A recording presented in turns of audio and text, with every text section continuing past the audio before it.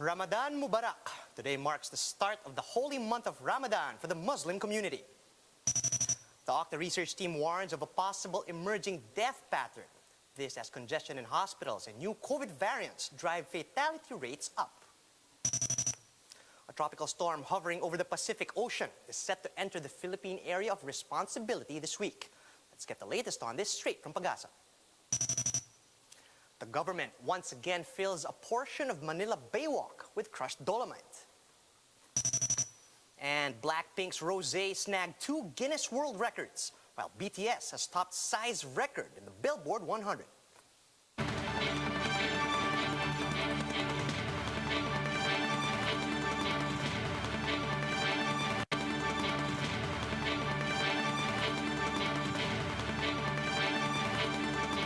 Fast, focused, and fearless. Here's everything you need to know as you jumpstart your day. I'm Charles Lejano. We begin today's newscast with the start of the holy month of Ramadan.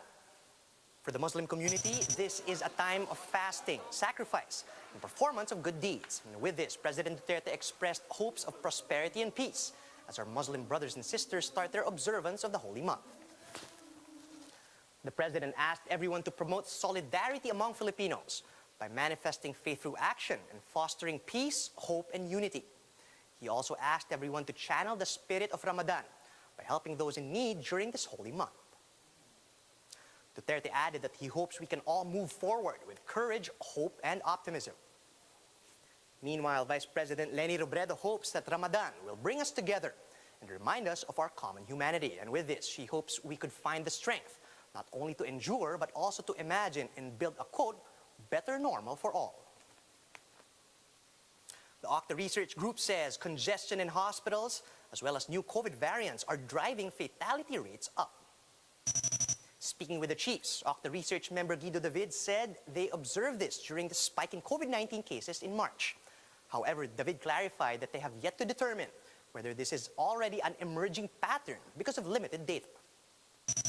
Baka nag-increase yung percentage ng deaths kasi overburdened na with so many patients yung healthcare facilities natin. So logically, you would have less healthcare available to COVID patients. Yes, that's correct. So kumbaga, let's say there's a COVID case na if kunyari, they could get access to healthcare, baka naman mabigyan ng support, yes. You know, maybe a ventilator or something to help them breathe. Kasi usually doon sila nahihirapan eh. They get pneumonia, they can't breathe. But what if they can't get to a hospital, walang hospital admission, then yung nahihirapan huminga, you know, that may lead to mortality. So that could be one of the factors that we're talking about here, aside from yung variants. The health expert also warned that we should not be complacent in the event that the reproduction number for COVID-19 in the country drops below 1.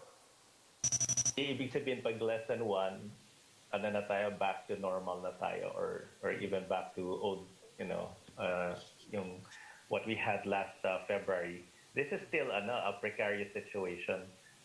Even when we get to less than 1 hour, our daily cases will still be around, you know, maybe, kahit sabihin natin, 8,000, which is sa dami, no? Yeah, but it's yung sheer number, yung base number is still very large. Yung hospitals natin will still be precarious pa rin naman. The World Health Organization is downplaying the risks of Sinovac's lower efficacy since it's well within the 50% threshold. Although they are now evaluating the emergency listing not just for Sinovac, but also for the other Chinese vaccine, Sinopharm. Greg Gregorio with the details. Dozens of nations depend on China's vaccines to rescue them from the COVID-19 pandemic. But that just hit a big question mark. The head of the Chinese Center for Disease Control and Prevention admitted that the country's vaccines have lower efficacy compared to other shots, even suggesting mixing it with other vaccines to boost efficacy. But the World Health Organization cautions against comparing vaccine brands, especially with Sinovac's efficacy well within threshold at 50%. And in this phase where we're really focusing on reducing hospitalizations and deaths and serious disease, it really is the performance against the serious end of the spectrum of disease that is most critical. The WHO is evaluating Sinovac and Sinopharm's COVID-19 vaccine for its emergency use listing. In the Philippines, only Sinovac has secured emergency use authorization and has recently been approved for use on senior citizens. Vaccine expert panel head Dr. Nina Gloriani said comparing vaccine efficacy among brands is like comparing apples to oranges, with shots differing in platform and trial setting. Yung efficacy ng Sinovac na 50.6%. Dami yan doon sa 100% healthcare workers na kanilang subjects sa clinical trial. So at a time when the cases of COVID sa kanila ay napakataas. The panel is already looking into the possibility of mixing different COVID-19 jabs to boost low efficacy and to address low supply of vaccines. But infectious disease expert Ron Jean Solante tells Agenda this needs more data. Hindi lang porke na ito, bigay ko to, diretso. You need to do some studies on that dahil hindi natin alam pag iba mo yung isang platform, how will it affect the antibody response. As for those already vaccinated with Sinovac jabs, Solantes said there's nothing to fear.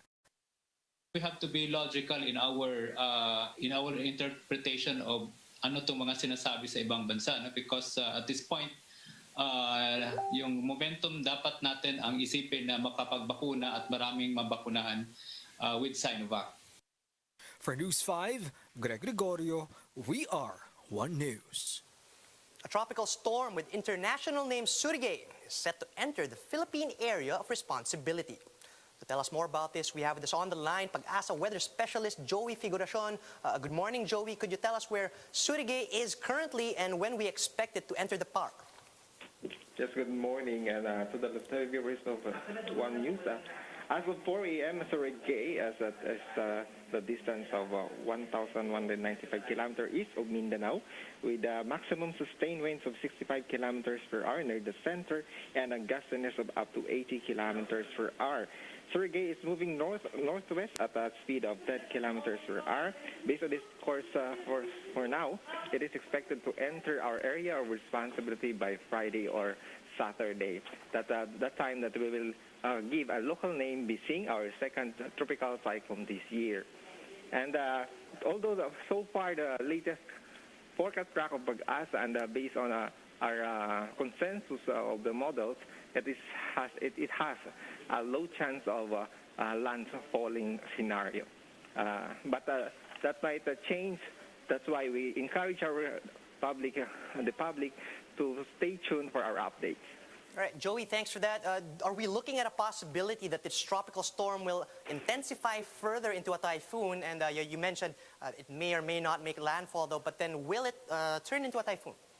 Yes, the possibility of further intensification is very high, but it may reach up to typhoon category only, and before or upon entering our area of responsibility. Right, Joey, are you guys looking at any other weather systems affecting today's weather? Today, the easterly is affecting Luzon and Visayas that relatively give us hot and humid weather conditions throughout the country. That's why we encourage the people, the public, to stay hydrated, but because our maximum temperature, daytime temperature in Metro Manila will reach 33 degrees Celsius. All right, Joey, summer is definitely here, but then what's the weather going to be like for the rest of the week? Do we have to take this new weather system into consideration? For Luzon, relatively for the remainder of this week, relatively fair weather condition aside from isolated rain showers and thunderstorm. But in the eastern side of Visayas and Mindanao, the outer periphery of this tropical cyclone, Surigay, will affect as early as April 16, especially in the eastern side of Caraga and Davao region. All right, thank you for those updates. That was Joey Figuracion, weather specialist from PAGASA. As the country braces for another storm, authorities have again dumped crushed dolomite along Rojas Boulevard in Manila. Workers used heavy equipment to level another batch for artificial sand along Baywalk.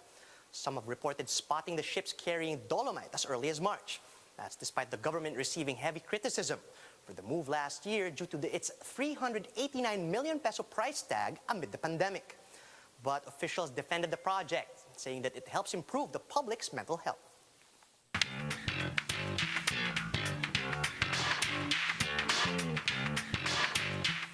K-pop stars are on a roll, from skyrocketing through the charts to breaking world records. Hear the latest on K-pop from MJ Marfori. K-pop domination is real. Blackpink's Rosé just snagged 2 Guinness World Records. Her On the Ground was the most viewed YouTube music video in 24 hours by a solo K-pop artist. Its 41.6 million views broke K-pop giant size record, 36 million for Gangnam Style. The song also made Rosé top the Billboard Global chart.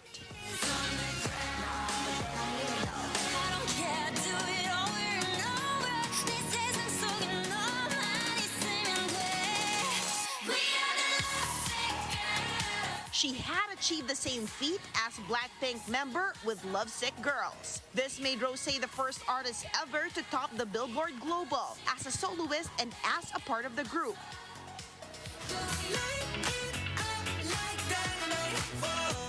Global sensation BTS meanwhile reached 1 billion views for the music video of Dynamite. They pulled it off in a record 7 months and 22 days. Dynamite also recently eclipsed the 32-week record of Psy's Gentleman on the Billboard Hot 100. For News 5, MJ Marfori, we are One News. And that's how the day is shaping up to be. Join us again later at 10 a.m. as we monitor the day's biggest stories from sunrise to sundown. You can also catch One News on Signal Play. Just register for a free account at www.signalplay.com so you can stream One News live anytime and anywhere. I'm Charles Lejano. Mask on, wash hands, and stay safe, Philippines. We are One News.